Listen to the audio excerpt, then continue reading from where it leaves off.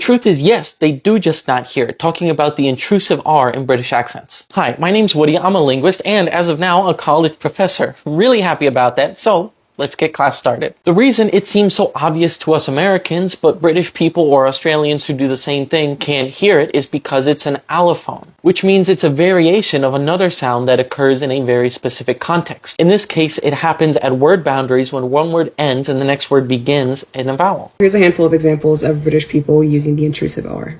Now, pass her in. So far as Diana is concerned, A champagne supernova in the sky. Pepper and her family. Bella is alive. That withdrawing from EU membership... America is. I'm having difficulty saying that. It's not natural. So what we do is we put an imaginary R between the two words. Here's another example from Harry Potter and the Order of the Phoenix, right after Harry has his vision that Sirius is in danger. Are you sure? I saw it. It's just like with Mr. Weasley.